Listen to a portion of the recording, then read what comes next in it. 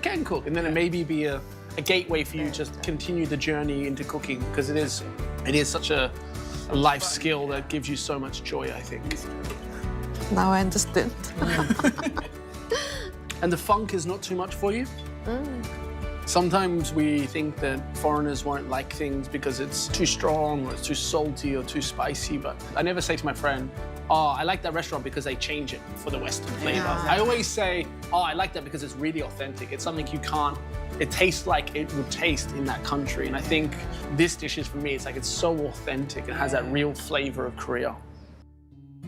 From my childhood, I never cook and never help my mother in my kitchen because all day long everybody saying, you know, do you just sit here and read your book? But now I think it was very wonderful session. You guys very nice, very exciting situation because especially our mentor, our teacher, Joseph, he was so nice, so kindly, and now I'm very proud that I'm cook so very wonderful Chunguk-chan. Thank you very much. But he's a very good teacher, so we had a lot of fun, very patient, but also the steps were very clear, everything was prepared. I don't think it's a flavor I tasted before. For me, it's like a winter dish with like really rich flavor. I liked it very much. I absolutely agree with you. In my situation, it was very malmetros. I think for these classes, it's kind of my job and my kind of responsibility going into this class is not to try and change the authentic taste. I think what I want to try and do is showcase the real authenticity of this dish. And a dish like cheonggukjang, it relies heavily on the integrity and the quality of the beans. We're not going to be able to show them how to ferment 5 years, 2 years, 1 year in a class like today. But what we do show is how you can layer these beautiful ingredients, season, and treat them lovely so you can build this perfect, really well-represented Korean dish.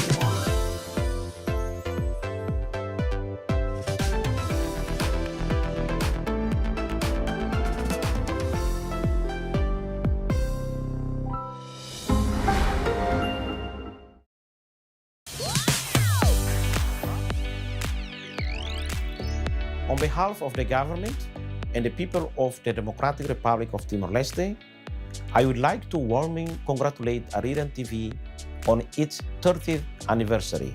For 3 decades, Arirang TV has played an important role in connecting Korea with the world, sharing Korean culture, values, and stories with the global audience, while also giving space to diverse international voices. Through its programs, Arirang has helped build understanding, dialogue, and friendship across borders. For Timor-Leste, Arirang TV has been a valuable platform that brings greater visibility to international cooperation and culture exchange. It contributes to mutual understanding between our people and strengthening the spirit of global partnership. As Timor-Leste and the Republic of Korea continue to deepen our friendship, I hope Arirang TV will remain a bridge that connects cultures, promotes peace, and inspires future generations. Once again, congratulations on the 30 years of meaningful broadcasting. I wish Arirang TV continued success and many more years of positive global impact.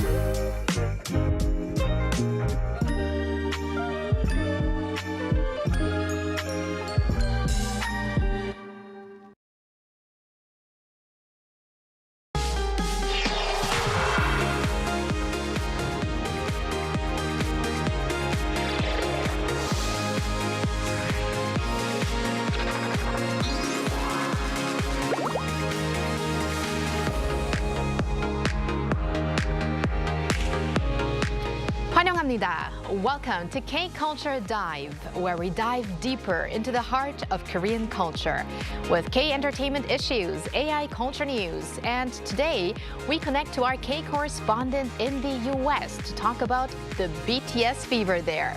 And I'm your host, Kwon So-wa. Let's dive in.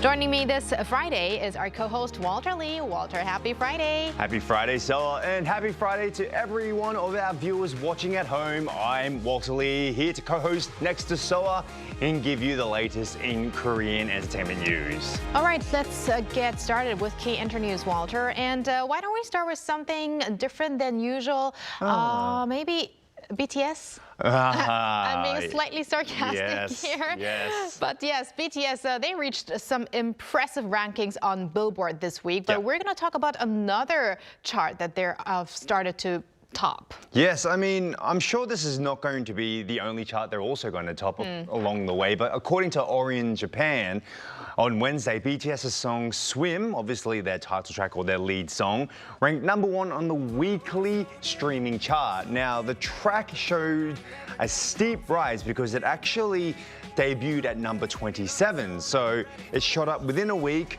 With this, BTS actually have achieved their 6th #1 on the Oricon weekly streaming chart. Now, what's so special about this is that they're actually setting a new record for the most #1 hits by an international artist. So this is in Japan. So, of course, another accolade goes to BTS there, of course. Now, in addition, Swim ranked #2 on the weekly digital singles chart, while their 5th full-length album, Arirang, which includes the track, placed #2 on the weekly digital album chart, and #3, both on the weekly album chart and the weekly combined album chart as well. Wow, and also on Soa's playlist chart, because those songs have been playing on my top 10 list all week long, all weeks now. Yes. Or top 14, I should say. Yes, all 14 tracks.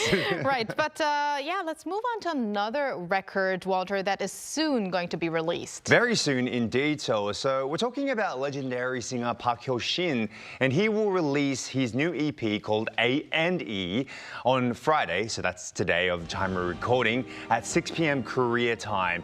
Now, this is across all major music platforms. Now, in the lead up to his EP, Park built up some excitement for his comeback by unveiling a music video teaser, as you can probably see on the screen now, for one of his double-titled tracks. It's called AE, not A-N-E, along with a track list sound teaser on Thursday afternoon. Now, the EP features a total of 7 tracks in total. Now, with the album's release, anticipation is also growing for his solo concert, Park Hyo-shin Live A&E 2026. Now, this is set to take place on the 4th, the 5th, and the 11th. The 4th and the 5th, or the 4th at least, being tomorrow. So, as the show begins a day after the EP's release, fans will have this special opportunity to experience the new songs live for the very first time, just a day after the EP releases. And this is going to be very special for the fans because I think it's his first album in almost a decade. That's correct, yes. And but he doesn't look like it's been a decade since his last album. Not I was at really all. surprised seeing his recent photos. Yes. But Walter, lastly, let's move over to K-movies. Yes, it's quite a very important movie, I think. So let's talk about a movie called My Name. Now, our story follows a mother and son relationship. Now, Young-uk, played by Shin Bin, the son in this relationship, has a particular feminine name in Korea. So he's relentlessly bullied at school by his peers for having so, and he's really eager to change his name, that he begs his mother, even with those papers that you can legally change your name with. But his mother loves his name anyway, so but Young-uk does struggle to get through school, being constantly teased, bullied, school violence, also corrupt teachers as well. It's just the way the school is run at that point. Meanwhile, let's talk about Young-uk's mother, Chung-suk, played by Yom Hae-ran. she has her own problems as well. Now, Chung-suk suffers from a condition that causes her to faint during sunlight, and also has lost a lot of her childhood memories that relate back to times of violence. Now, you see, My Name is a movie that strongly revolves around memories during 4/3 Jeju incident, which we're actually going to talk about a little bit later in the show. This is at different stages of their life. Both mother and son are, searching for their place in society, shaped by taboos and rigid roles. And buried beneath their traumas, they begin to surface, bringing a silence and their suppression into view. So My Name, for anyone who's willing to go to see it at the theatre, comes out on April 15th. It is a movie that invites us to reflect on identity, memory, and of course, the weight of history as well. Well, thank you very much, Walter, for those updates, and stick around. Will do. And now let's move over to Arirang, our AI anchor, for more on the culture front. Arirang. Thanks, Sua. Here's your AI guide to the latest cultural headlines from Korea. Let's begin with our top story. First Lady Kim Ye-kyung says potential inscription of Korea's hanbok culture on UNESCO's Intangible Cultural Heritage list would be a great source of pride for the Korean people. Her remarks came as she hosted members of a task force working for the inscription at the Blue House on Thursday, where she offered encouragement for their efforts. Kim has been serving as an honorary ambassador for hanbok since February. Hanbok culture, referring to the everyday practice of wearing and enjoying traditional Korean attire, was designated as Korea's National Intangible Cultural Heritage in 2022. The task force is now working toward UNESCO inscription by 2030 through various promotional activities. The 2026 Seoul International Buddhism Expo opened at Seoul's COEX on Thursday. Running through Sunday, the event showcases hands-on programs that reinterpret traditional Buddhist culture in a modern context, drawing strong interest from young visitors and highlighting its potential for broader public appeal. Seoul Mayor Oh Se-hoon attended the opening ceremony, pledging support for the expo's growth into a global platform linking tradition, industry, and the international community. A special exhibition dedicated to the 7 members of BTS will open in Goyang, Gyeonggi-do Province, the city where the group is set to kick off its world tour next week. The exhibition, which runs from Tuesday through Sunday next week at the Goyang Tourism Information Center, will feature handprints of the 7 members alongside their autographs. It will also include a themed photo zone and a game zone for traditional Korean games, offering visitors a chance to experience K-culture during the week of the BTS concerts. The exhibition will be open to the public without reservations. BTS will launch its world tour on April 9th with the opening performance at Goyang Stadium. That's all from me. Turning now to a quick look at more K-culture stories making headlines today.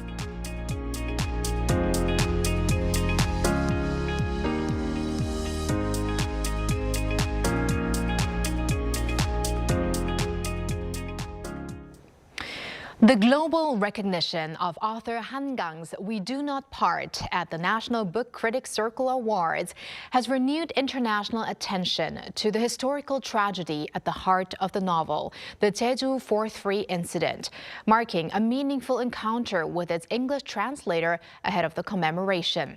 Our Jo Young-eun tells us more. The growing recognition of the Han Gang novel We Do Not Part marks a significant moment, as it is one of the first Korean literary works to introduce the Jeju 4/3 incident to a broad international readership. Translator Paige Ania Morris spoke about the meaning of conveying this history to readers around the world and the significance of the Jeju 4/3 incidents from a translator's perspective. I think part of the translation work is also kind of joining the writer in this mission of making sure that these stories are not erased, or they don't continue to be erased and they don't end up forgotten. The Jeju 4/3 incident dates back to 1948, when protests against the division of the Korean peninsula were met with a brutal crackdown by military and police forces, resulting in the death of around 30,000 people, more than 10% of Jeju's population at the time. Morris explains that through the novel, American readers have begun to challenge the notion that such events are distant. Seeing that readers are connecting it to their own lives and also just having a lot of empathy for what happened on Jeju I think it's really powerful, and it speaks to just how connected we all. She added that translating the story for a global audience presents unique challenges, as many readers may not immediately understand certain terms. She explained that the translation sought to convey certain meanings as clearly as possible, since some terms are often unfamiliar not only to international readers, but even to many Koreans today. At the time that I first encountered any mention of this incident, I was honestly afraid to look further into it and kind of afraid of what I would learn and what I would see.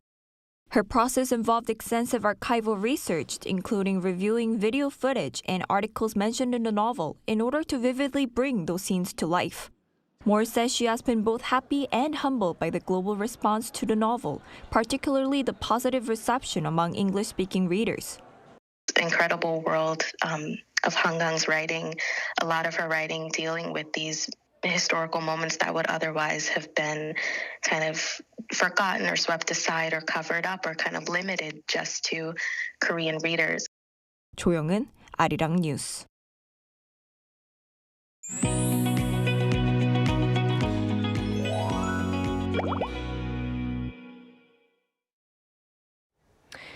With BTS kicking off the world tour this April, excitement among fans is reaching new heights. With this being their first tour in nearly 4 years, competition for tickets is more intense than ever. So much that fans are calling it a battle. So what is it actually like trying to get tickets, and how is the global fandom reacting?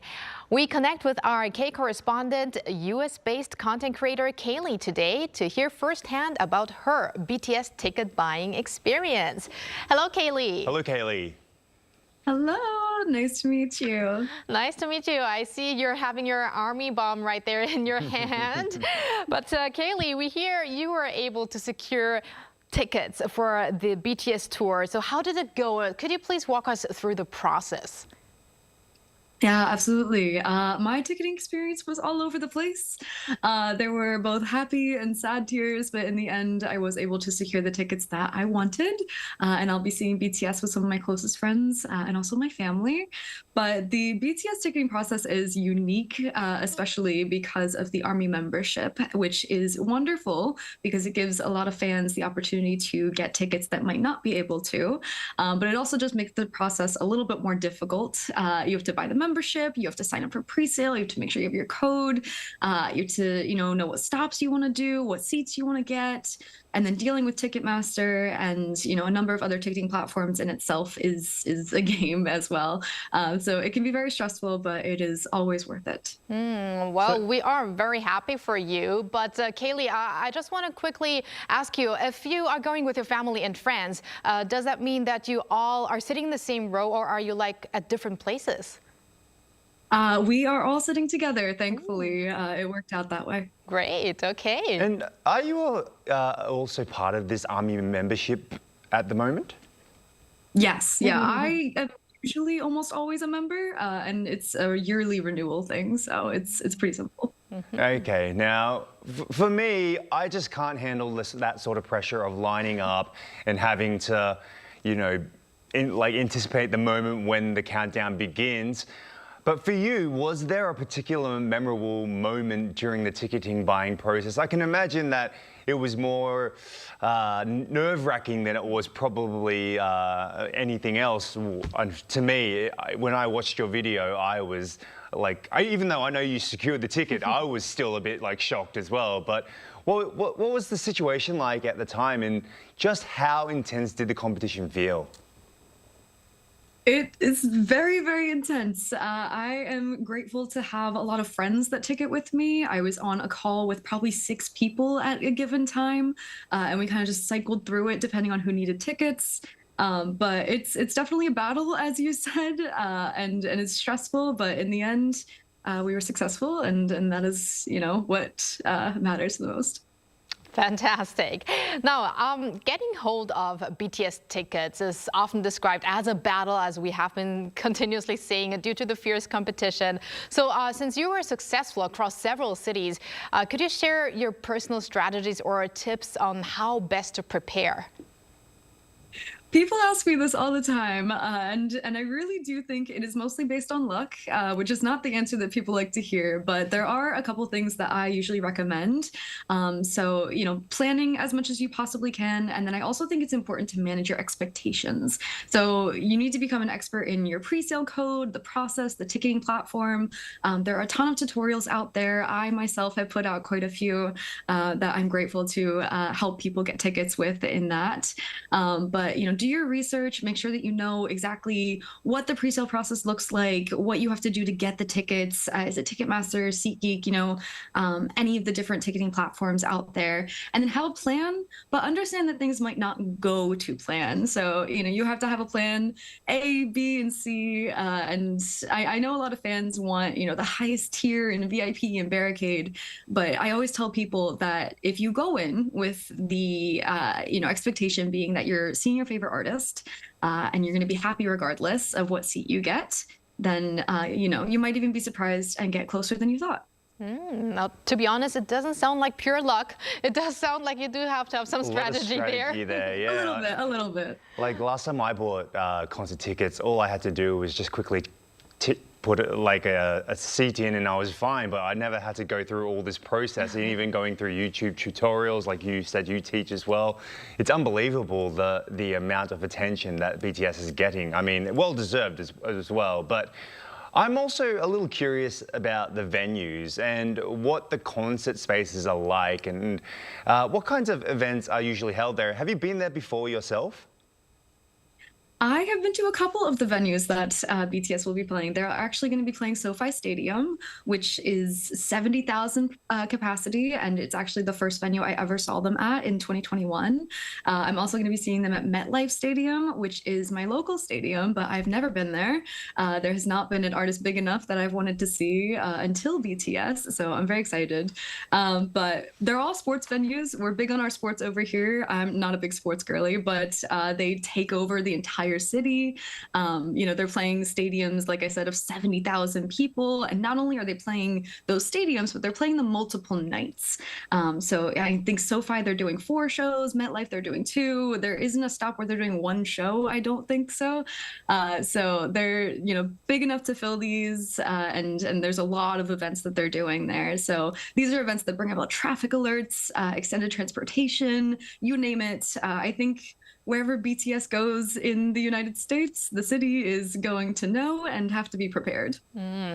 Pretty big scale there. Now, let's talk about the fan culture. So how do fans usually prepare before attending a BTS concert? So what are some essential items? I mean, I did see your light stick before, and if I'm correct, is it the version 4 light stick, is it? Yes, this is the version 4. I got it last week, I think. Wow. Okay, so tell us more about the fan culture and all of these essential items that you need to have before you're going to a concert. Absolutely. One of my favorite parts about going to K-pop concerts is actually the time leading up to it and preparing. You get your outfit together, you plan your travel, you coordinate with friends, anything like that. Make freebies. Freebies are a big thing. Decorate your light stick. I need to decorate this before tour. She's looking a little bland right now, but there are so many things that you can do to prepare for a concert. And I think it just builds the excitement even more. There's also fan organized events like cup sleeves, there's dance parties, watch parties, you name it. It's really one big celebration to welcome the artist that's going to be here, especially for BTS. So they actually decorate the light sticks as well. I thought they were already quite decorated. I know. So you have that special own touch on your light stick as well, I guess. Yes, exactly. Kaylee, just a quick question. I just want to know when you first actually fell in love with BTS.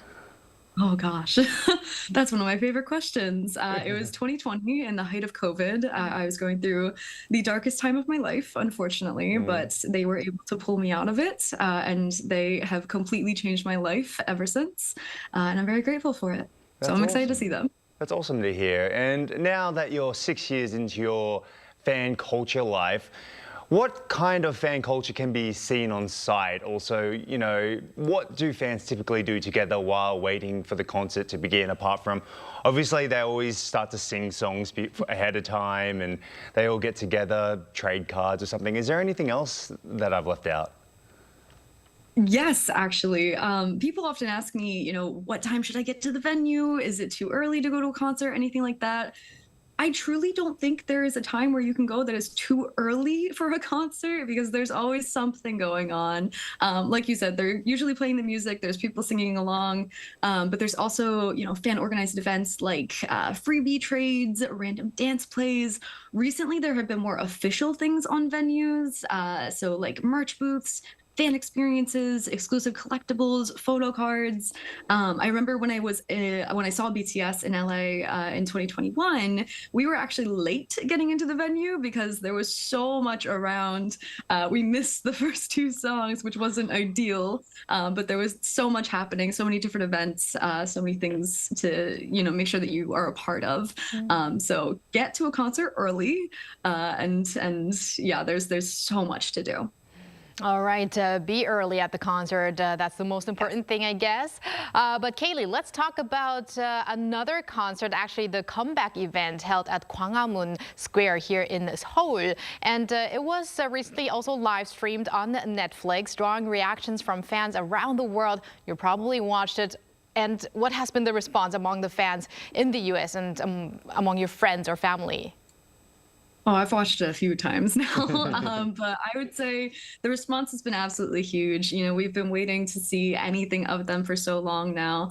I personally watched it with my family. We all got up. It was 7 in the morning, bright and early, to watch the comeback live. I know that there were also, fan organized watch parties, and then there were some more official events. Netflix House had a whole premiere, and there was, food and things. So it's been absolutely massive, and we're very excited to have them back and to welcome them back to the United States after so long.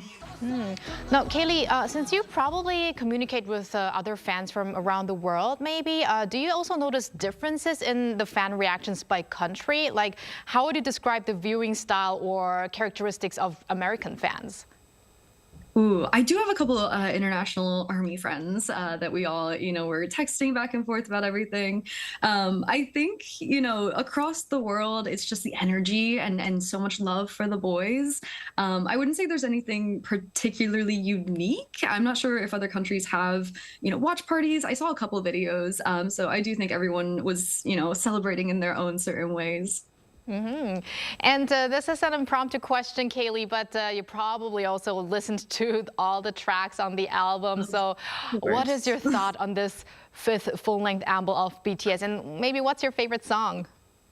Oh gosh, you're gonna make me pick. I absolutely love it. I loved it from the first listen, and I haven't stopped listening to it. A couple of my local friends, as we call them, have listened to it as well, and they see why we love them so much.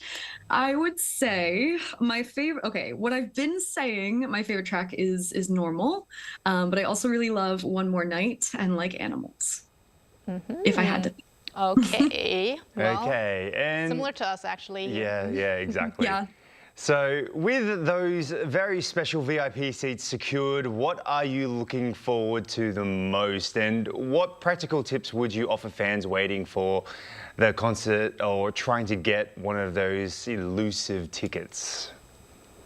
Oh gosh. Well, originally I was just excited to see them again after so long, but I was ridiculously grateful enough to see them last week when they were here in New York. So now I am so overjoyed and very excited to be seeing them with so many different people in my life. I am actually going to be seeing them in Vegas with my closest friends that I met through them. And these people have never seen BTS before. So I'm really excited to have that experience. And then I mentioned those tickets that I got in Baltimore earlier.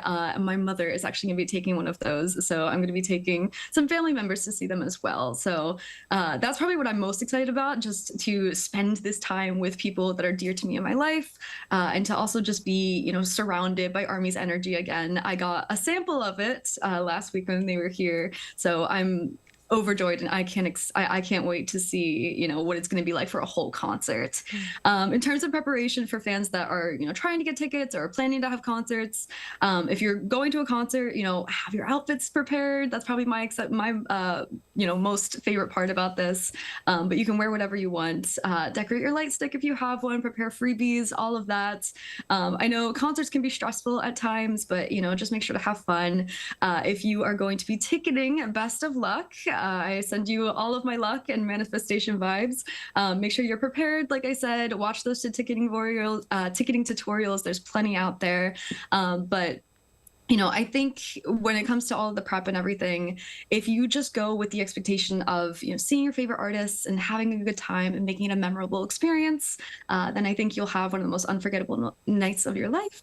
And, just enjoy it, and I'll see you there. All right. Thank you very much, Kaylee, for connecting with us today. We can definitely feel your excitement coming through, and enjoy the concerts to the fullest. Thank you very much, Kaylee. Thank you so much. Thank you. Bye. And thank you, Walter. As always, enjoy not the BTS concert, but the weekend. The weekend is. And we're going to see you again. Yeah. And thanks for watching and your interest in everything K-Culture. K-Culture Dive will be back on Monday, 2 p.m. Korea time. Have a culture-filled weekend and keep diving.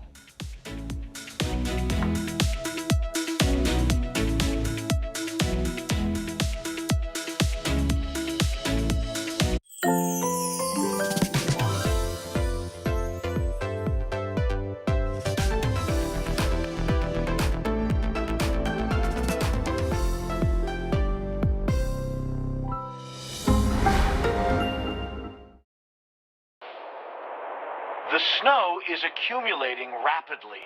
Temperatures are dropping fast, so stay safe out there. Look behind me.